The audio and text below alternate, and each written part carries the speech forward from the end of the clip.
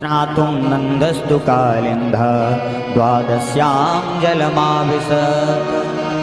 नंद बाबा को दसवीं तिथि को नंद बाबा सोए और रात्रि में नंद बाबा की आंख खुल गई। नंद बाबा को लगा कि सुबह के 4 बज गए हैं,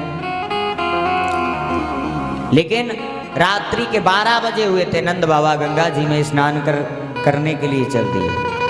स्नान करने गए तो वरुण के दूत जल की रक्षा कर रहे थे। जैसे ही नंद बाबा जल में स्नान करने गए, वैसे ही वरुण के दूतों ने पकड़ लिया।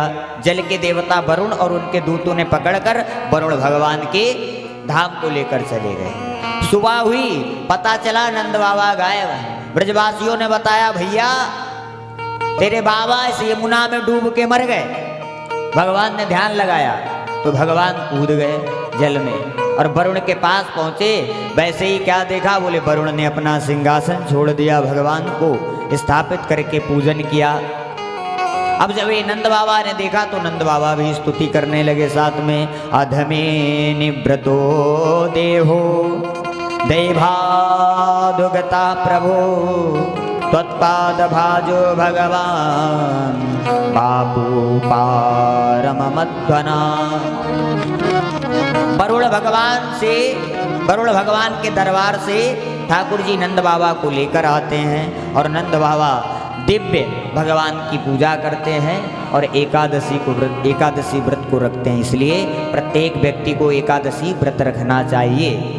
किसी कारणवश अगर व्रत नहीं रख पा रहे हो तो उस दिन चावलों का आप भोजन पान ना करें, चावलों का त्याग करें।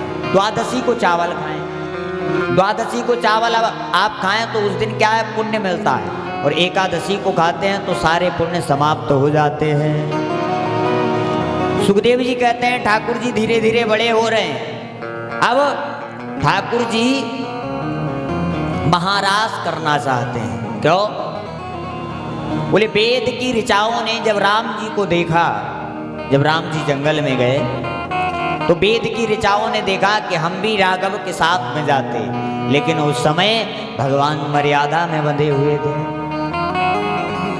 संतों ने देखा तो संत भी मन में लालसा करने लगे, मन में विचार करने लगे कि हम राघव के साथ में रहते, राघव का पूजन करते।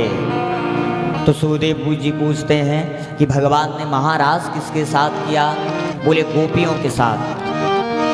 गोपी कौन है? परीक्षित पूछते हैं महाराज ये गोपी कौन है? तो सुखदेव जी बताते हैं पूर्व जन्म में जो ऋषि थे वही गोपियां ब्रज में बनकर आई।